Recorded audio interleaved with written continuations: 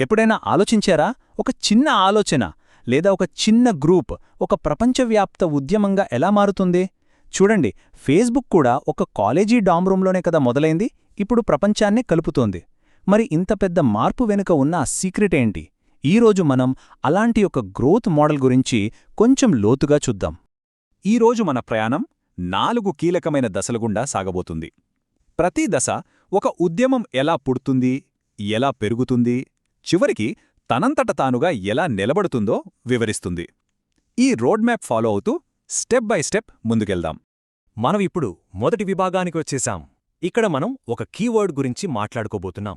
అదే నమూనా లేదా ప్యాటర్న్. ఒక్కసారి వర్కౌట్ అయిన దాన్ని పదే పదే రిపీట్ చేస్తూ అద్భుతమైన గ్రోత్ ఎలా సాధించవచ్చో ఈ ప్యాటర్న్ మనకు చూపిస్తుంది. సో ఇక్కడే మన అస్సలు అన్వేషణ మొదలవుతుంది. ఒక చిన్న గ్రూప్ ఒక గ్లోబల్ మూమెంట్ని ఎలా క్రియేట్ చేయగలదు? ఈ ప్రశ్నకు సమాధానంగానే డిఎంఎం మోడల్ వచ్చింది. ఇది కేవలం నెమ్మదిగా పెరగడం గురించి కాదు, తనంతట తానుగా వైరల్లాగా వేగంగా వ్యాపించడం గురించి. ఇంతకీ ఈ డిఎంఎం అంటే ఏంటి?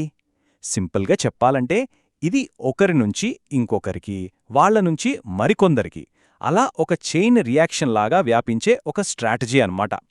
ఎలాగైతే ఒక చెట్టు విత్తనం ఇంకో చెట్టు అవుతుందో, ఆ చెట్టు విత్తనాలు మరిన్ని చెట్లవుతాయో, అచ్చం అలాగే ఈ మోడల్ కూడా ఒక తరం నుంచి మరో తరానికి చాలా న్యాచురల్గా విస్తరిస్తుంది. ఈ అద్భుతమైన గ్రోత్ని సాధించటానికి ఒక ప్లానే ఈ డిఎంఎం ప్రయాణం. ఇది ఒక సైకిల్ లాంటిది. 4 దశలు ఒకదాని తర్వాత ఒకటి వస్తాయి, మళ్ళీ మొదటి దశకే దారితీస్తాయి.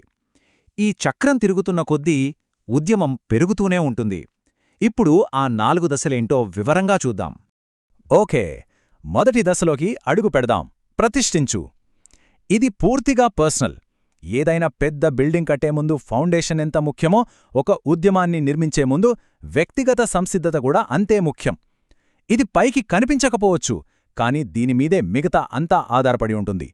ఈ ఫౌండేషన్ 3 పిల్లర్స్ మీద నిలబడి ఉంటుంది: ప్రేమించడం, ప్రార్థించడం, ఇంకా వెళ్లడం. వినడానికి చాలా సింపుల్గా అనిపించచ్చు, కానీ ఒక వ్యక్తిని మార్పుకు సిద్ధం చేసే కీలకమైన పనులు ఇవే. ఇవి లేకుండా నెక్స్ట్ స్టెప్స్కి వెళ్లడం అసాధ్యం. క్లుప్తంగా చెప్పాలంటే, ఫస్ట్, దేవుణ్ణి ఇంకా తోటి మనుషుల్ని ప్రేమించే మైండ్ సెట్ ఉండాలి.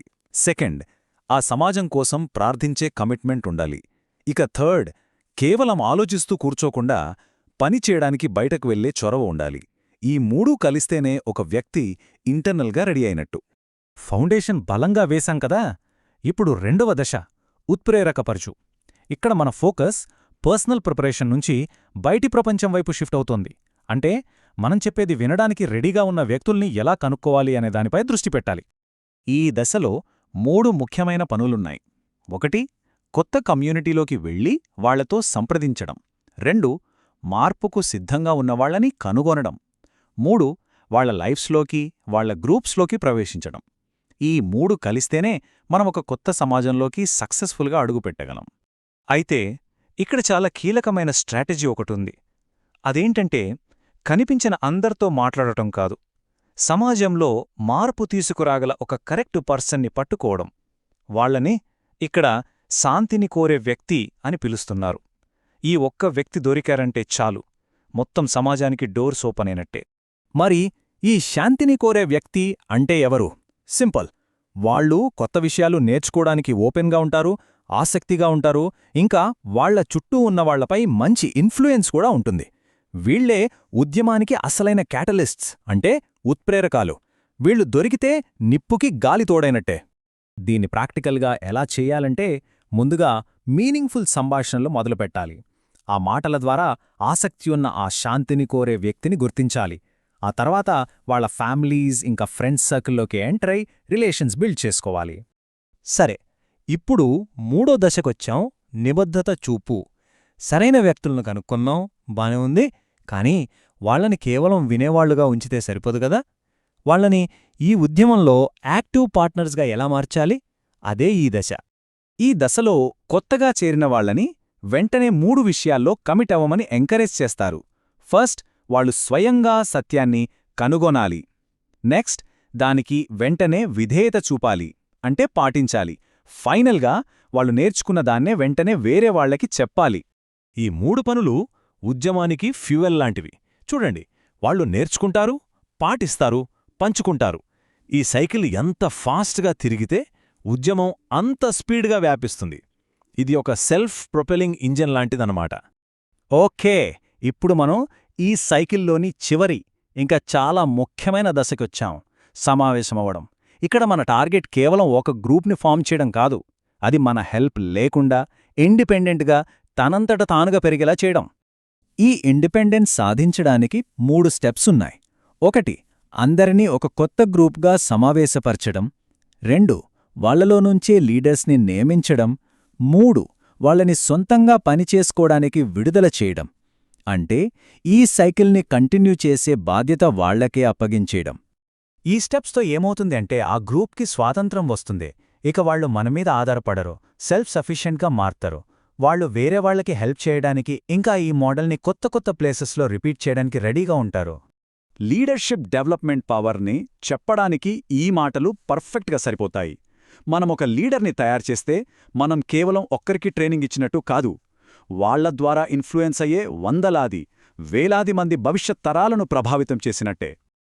ఇప్పటిదాకా మనం విడివిడిగా చూసిన ఈ 4 దశలని ఇప్పుడొక్కసారిగా కలిపి చూద్దాం. అప్పుడు మనకు క్లియర్గా అర్థమవుతోంది, ఇది ఒకదానితో ఒకటి కనెక్ట్ అయిన ఒక పవర్ఫుల్ గ్రోత్ ఇంజిన్లాగా ఎలా పనిచేస్తోందో. ఈ టేబుల్ మొత్తం జర్నీని ఒక్క చూపులో మనకు చూపిస్తోంది. చూడండి, ఇది పర్సనల్ ప్రిపరేషన్తో మొదలయ్యి, ఇతరులను కనుక్కోవటం, వాళ్లకి ట్రైనింగ్ ఇవ్వటం, చివరికి ఒక కొత్త ఇండిపెండెంట్ గ్రూప్ని పంపడంతో ఎలా ముగుస్తోందో. ప్రతి దశ నెక్స్ట్ దశకి చాలా న్యాచురల్గా దారితీస్తోంది. మనం గుర్తుంచుకోవాల్సిన మోస్ట్ ఇంపార్టెంట్ పాయింట్ ఇదే. ఈ మోడల్ అసలైన పవర్ దాని సైక్లికల్ నేచర్లోనే ఉంది. ఇది ఎక్కడా ఆగదు. ఒక సైకిల్ పూర్తవడమంటే దానినుంచి అనేక కొత్త సైకిల్స్ స్టార్ట్ అవడమన్నమాట. ఇదొక గొలుసుకట్టు ప్రతిచర్య, ఒక చైన్ రియాక్షన్ లాంటిది. సో మనం చూసినట్టుగా ఈ డిఎంఎం ప్రయాణం వ్యక్తిగత సంసిద్ధతతో మొదలవుతుంది, ఇతరుల్ని చేర్చుకుంటుంది, వాళ్లకి శిక్షణ ఇస్తుంది, చివరికి వాళ్లని ఇండిపెండెంట్గా పంపడంతో ఒక పవర్ఫుల్ సైకిల్ని పూర్తి చేస్తుంది. ముగించే ముందు ఒక ఆలోచింపజేసే ప్రశ్న: ఈ మోడల్లోని ప్రిన్సిపల్స్ని మనం బిజినెస్లోగానీ, ఎడ్యుకేషన్లోగానీ, లేదా ఏదైనా సోషల్ చేంజ్లోగానీ ఎలా అప్లై చేయొచ్చు? ఏ ఎలిమెంట్స్ ఒక ఐడియాని లేదా ఒక సిస్టమ్ని రిపీటబుల్గా, ఇంకా ప్రపంచవ్యాప్తంగా స్కేలబుల్గా చేస్తాయి? దీని గురించి ఆలోచించండి.